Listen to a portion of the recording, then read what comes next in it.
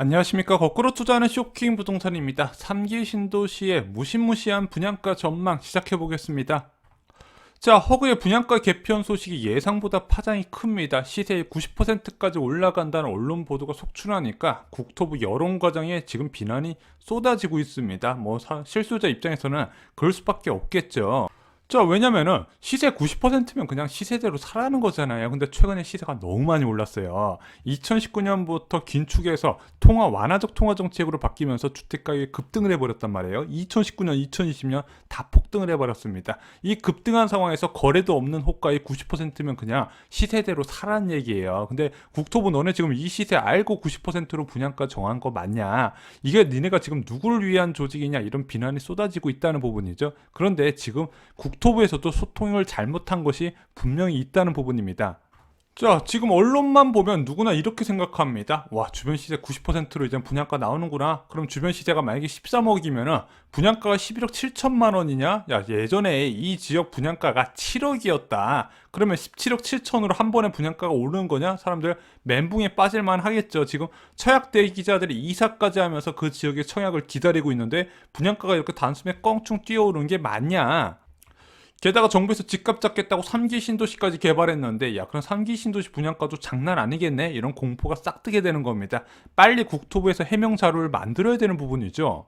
자, 저희가 지난번에도 말씀드렸지만 앞으로 시세 90%로 분양가가 나온다는 이야기가 아닙니다. 과거 대비 바뀐 제도는요. 예전에는 과거 분양가 기준으로만 책정을 했다면 이제는 주변의 신축 시세까지 같이 반영을 해서 그 중간값 정도에서 이제 산출을 한다는 부분이에요. 그래서 최근 시세가 급격히 올라간 지역 같은 경우는 분양가가 시세 대비 70에서 75% 수준으로 나올 것이다. 이렇게 지금 언급이 된 부분인데 그런 얘기는 하나도 없이 그냥 시세 대비 90%로 분양가 올라간다. 이런 언론 보도로만 도배가 된다는 거죠. 물론 이게 과거 분양가 대비 올라간 건 맞습니다. 과거 대비 한 10%포인트 정도는 올라갔다 보시면 될 것 같아요. 그래서 이제 고분양가 심사 기준에 적용되는 사업장 보면은요, 아마 70에서 90% 사이인 75%에서 80% 정도가 유력할 거라고 말씀을 드렸습니다. 야, 그럼 시세 90%로 분양가 나오는 지역은 어디이냐? 과거 분양 가격이 시세와 거의 차이 없는 지역이 있어요. 왜냐면은 이 허그의 고분양가 사업장 대상이 되는 곳이 이번에 12월에 조정 대상 지역 추가 지역으로 굉장히 범위가 넓어졌거든요. 전국 인구 밀집 지역 대부분이 규제 지역으로 지정이 됐습니다. 지방 지역인 경우에는 분양가가 시세보다 크게 낮지가 않고 오히려 분양가가 더 비싼 지역도 있어요. 허그에서 이런 지역의 분양가 계획을 포함해서 90% 이야기를 한 거지, 여러분들이 지금 과열 양상이 뛰고 있는 서울 지역이나 경기 인기 지역을 시세 대비 90%로 분양가 측정한다는 이야기가 아닙니다. 이것이 너무 부풀려진 거예요. 그리고 최근 분양 커뮤니티에서 많이 나오는 이야기가, 자, 3기 신도시 분양가도 미쳤겠네. 예를 들어 많은 사람들이 관심을 가지는 하남 교산지구에서 미사지구 시세대에 감안해가지고 분양가가 책정되면 지금 미사지구 34평이 11억이네. 그럼 90% 잡으면 분양가가 10억이네. 야, 이런 괴소문이 돌기 시작을 하는 겁니다. 그래서 오늘은 3기 신도시 예상 분양가를 좀 여러분께 말씀을 드리고요. 아마 그 범위 내에서 제가 볼 땐 벗어나지 않을 거예요. 그걸 보시면서 청약 전략을 세우시면 될 것 같습니다. 그리고 이 영상은요, 좀 주변에 3기 신도시 노리신 분들께 전달을 해주시면요, 예상 분양가를 측정하고 자금 계획을 세우시는데 도움이 되실 거라고 생각을 합니다. 자, 먼저 분양가 책정 기준 세 가지를 말씀드립니다. 자, 정부에서 분양가 책정할 때는요, 분양가 상한제, 허그의 고분양가 사업장 심사, 그리고 허그의 분양가 심사, 이렇게 세 가지로 나눠집니다. 자, 앞에 있는 순서부터 더 강력한 분양가 통제 수단으로 보시면 될 것 같아요. 자, 이 분양가 상한제 같은 경우는요, 아무 지역이나 분양가 상한제에 해당되는 게 아니라 국토부 장관이 지정한 서울 지역의 309개 동, 경기도 지역의 13개 동 지역에 적용되는 것이 바로 이 민간택지 분양가 상한제입니다. 근데 민간택지 분양가 상한제 이전에도 분양가 상한제는 적용이 됐어요. 어디? 공공택지 내 공동주택 같은 경우는요, 이 분양가 상한제가 적용이 됐습니다. 그럼 이 분양가 상한제가 적용될 때는 주변 시세 대비 어느 정도 수준으로 나오나요? 한 60에서 70% 수준으로 나온다 보시면 될 것 같습니다. 그리고 국토부에서도 이 수준으로 맞추겠다고 이제 보도 해명 자료가 나왔어요. 그런데 3기 신도시는 어디에 해당되냐? 이 분양가 상한제 지역에 해당이 된다는 겁니다. 자, 그리고 이 분양가 상한제는요, 정부에서 주변 시세 대비 싸게 공급하겠다고 대놓고 밝힌 지역이기 때문에, 자, 많은 청약자들이 몰릴 때 실수자 중심으로 선발을 하려고 거주 의무 기간이 이제부터 강화가 됩니다. 올해 2월 19일 이후부터 입주자 모집 공고를 하는 단지는요, 시세 80% 미만이면 5년 실거주 의무가 부여가 됩니다. 그래서 공공택지에 공급되는 공동주택이나 민간택지 분양가 상한제 지역 모두 다 5년 실거주 의무가 부여돼서 언론에서는 전월세 금지법 이런 식으로 비꼬더라고요. 근데 그런 제도는 아니고, 자, 아무래도 시세 대비 저렴하게 공급하는 거니까 실수요자 위주로 청약하라고 만든 제도다, 이렇게 보시면 될 것 같습니다. 자, 그리고 방금 말씀드렸던 허그의 고분양가 사업장 심사 기준은요, 규제 지역으로 지정된 지역 중에서도 분양가 상한제 제외 지역인 수도권 전역이 해당이 될 것 같아요. 그래서 많은 사람들이 이 분양가 상한제 지역과 투기 과열 지구를 동일시하는 분이 있는데, 투기 과열 지구라고 분양가 상한제 적용되는 지역은 다 아닙니다. 그래서 그 외의 지역은 허그의 고분양가 사업장 심사 기준을 봤는데, 아까 말씀드렸다시피 시세에 대비 70에서 90%까지 적용이 된다. 근데 주변의 아파트 가격이 분양가 대비 최근 두세 배 오른 지역이 많이 있잖아요. 그런 지역은 70% 수준에서 공급될 가능성이 있다 말씀을 드렸습니다. 그리고 비규제 지역의 분양가 승인 제도는 이제 기존의 허그에서 내줬었는데, 그거는 시세 대비 저렴하게 일부러 낮추려고 안 했고요. 일반적으로 시세보다 좀 높은 수준에서 많이 공급이 됐었다는 거 여러분들도 다 아실 겁니다. 자, 3기 신도시 청약 대기자분들을 위한 가이드 영상 시작하겠습니다. 현재 시세와 분양가 정책이 바뀌지 않는다는 전제하에 말씀을 드린 거예요.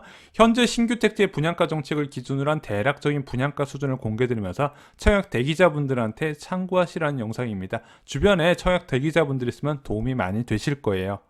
자, 첫 번째, 많은 분들이 관심을 가지시는 하남 교산지구의 예산 분양가 살펴보겠습니다. 2023년까지 유지된다는 가정하에 예상 분양가 어느 정도 나올까? 자, 그 참고로 할 만한 교산지구의 주변 시세가요, 미사지구하고 하남시청 주변에 이제 스타필드 주변에 신축 아파트를 참고할 수 있는데, 그 두 개 아파트 시세가 지금 비슷해요. 그래서 미사지구로 그냥 쉽게 참고를 드리겠습니다. 미사 강변 골든 센트럴 그리고 강변 파밀리에 모두 다 전용 84제곱미터 기준으로 한 11억대의 최저 급매물이 형성이 되어 있습니다. 그러면은 이 시세 기준으로 60%를 잡으면 6억 6천만 원 정도가 나오고요. 65%는 한 7억 2천, 그리고 70%는 7억 7천 수준까지 올라가게 됩니다. 제가 보기에는 시세 대비 60에서 65% 사이인 6억 6천에서 7억 2천 사이에 책정될 가능성이 높다고 보여지고 있습니다. 자, 두 번째, 고양 창릉지구 예상 분양가 살펴보겠습니다. 이 창릉지구는 비교 사업장이 한 두 군데가 있어요. 위쪽에 위치한 삼성지구가 있고, 아래쪽에 위치한 이제 향동지구가 있는데, 이제 아무래도 이제 삼성지구 기준으로 분양가를 예상해 봤더니, 전용 684제곱미터 기준으로 시세 60% 잡았더니 6억 3천 정도 나오고요. 65%는 6억 8천, 6억대 후반이 나올 것으로 전망이 됩니다. 그리고 시세 70%는 7억 3천까지 올라갈 가능성인데, 제가 볼 때는 60에서 65% 사이인 6억 중후반 정도가 책정될 가능성이 있다고 보고 있습니다. 자, 남양주 왕숙지구 예상 분양가 살펴보겠습니다. 왕숙지구는 아무래도 다산지구를 참고해서 분양가를 책정할 수밖에 없어요. 다산지구는 8호선이 들어가고 왕숙지구는 9호선이 들어간다 말씀드렸죠. 그래서 다산지구와 유사하게 책정이 될 것 같습니다. 그럼 다산지구 지금 전용 84제곱미터 시세 어느 정도 하냐? 8억 7천에서 한 9억 정도 잡으시면 될 것 같아요. 그래서 9억 정도 한번 계산을 해보겠습니다. 자, 9억을 기준으로 60% 시세 잡았더니 5억 4천이 나오고요. 65% 잡았더니 5억 8천으로 5억 후반대까지 떨어집니다. 70% 잡으면 6억 3천인데 거기까지는 안 갈 것 같고, 5억 4천에서 5억 8천 사이에 책정될 가능성이 크다고 보고 있습니다. 자, 물론 이 분양가 기준으로 진행하게 된다면 LH나 건설사 입장에서는 대박이 날 거예요. 그래서 이 부분은 얼마 전에 참여연대가 콕 집어서 지적을 했습니다. 민간 건설사나 개인 분양자 합쳐서 3조 8천억을 창릉 지구에서만 가져갈 것이다. 그래서 여기가 발표한 자료를 보면은요, 창릉 신도시 개발 이익 건설사 2조가 건설사가 가져가고, 개인 수분양자가 1조 8천억 정도 차지할 것이다. 민간 로또 분양 공정한가요? 이 부분에서 의문을 제기한 거예요. 근데 제가 볼 땐 이 정도로 높은 분양가가 책정되면 개인의 이익도 제한될 가능성이 크다고 보고 있습니다. 그래서 참여연대에서는 이런 식으로 분양하지 말고 다 임대주택을 중심으로 많이 공급하고 공공자가주택 이런 걸 도입하자고 많이 이야기를 하고 있어요. 자, 그런데 이런 식으로 높은 분양가에 따라서 과도하게 건설사들이 많은 이익을 가져가는 거에 대해서 저도 개인적으로 굉장히 불만이 있는데 해법이 좀 다른 것 같아요. 지금 이제 참여연대 같은 경우는 기존 시세가 너무 높은데 분양가가 싼 것에 대해서 문제를 제기하고 있는데 제가 볼 때는 이 시세를 잡아야 되거든요. 시세를 잡기 위해서는 많은 공급으로 시세를 낮춰야 되는데 이 공급 가격이 낮추면서 동시적으로 공급해줘야 이 시세가 낮춰지면서 분양가하고 차이가 없어지고 로또 분양이 해소된다고 생각합니다. 참여연대에서는 이 분양가가 문제가 있다고 지적하고 분양가에서 시세 차익을 못 가져가는 구조로 이야기를 하고 있는데 지금 상기 신도시 많아봤자 뭐 2, 30만 원인데 그거 분양이익 제한해봤자 1,100만 원의 아파트 시세가 매일매일 바뀌는 상황에서 무엇이 달라지겠습니까? 이게 진보 여론이나 이제 진보 단체하고 이제 진보 관련 정치인분들이 이런 주장을 많이 하고 있는데 개인적으로 저는 맞다고 생각하지는 않습니다.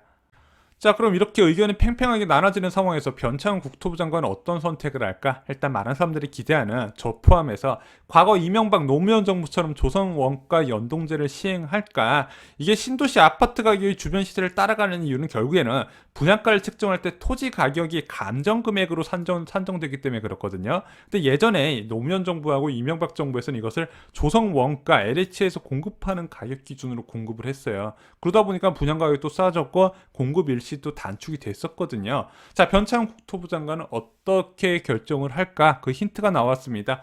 홍사운의 경제쇼라는 라디오 방송에 출연해서 변창흠 국토부 장관이 이렇게 얘기를 했어요. 분양가에 대한 의견은 두 가지가 있다. 분양가가 저렴하면 로또 청약을 양산하기 때문에 이 분양가가 저렴한 걸 막아야 된다. 아까 말씀드렸던 참여연대나 진보 성향 정치인들이 주장하는 부분을 이제 그런 주장이 있다는 것을 언급을 했고요. 또 하나 과거 보금자리 주택처럼 저렴한 분양가로 시세를 낮춰야 된다 이런 주장이 동시에 있기 때문에 본인은 이걸 한쪽 방향으로 쏠리기보다는 이 두 가지의 절충안에서 타협을 한다. 그래서 제가 말씀드렸던 주변 시세의 65% 내외에서 나올 가능성이 크다고 보고 있습니다. 자, 그런데 시세 연동에서 65% 내외 나오는 건 좋긴 해요. 근데 이런 부분은 문제가 있다는 말씀드렸어요. 왜냐?